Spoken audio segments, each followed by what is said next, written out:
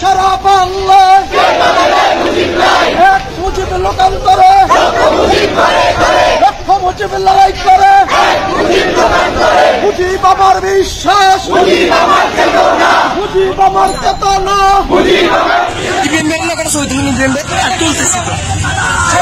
প্রিয় দর্শক, ঠিক এই মুহূর্তে আপনারা দেখতে পাচ্ছেন সাধারণ যে ছাত্র জনতা তারা কিন্তু অলরেডি মাঠে নেমেছে।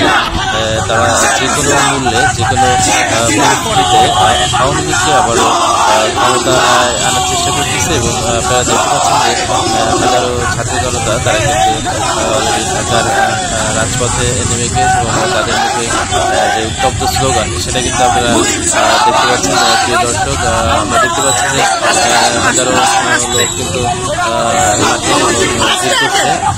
তারা শেখ হাসিনাকে 3 বছর বাংলাদেশে এনে এবং তারা বসাতে চায়।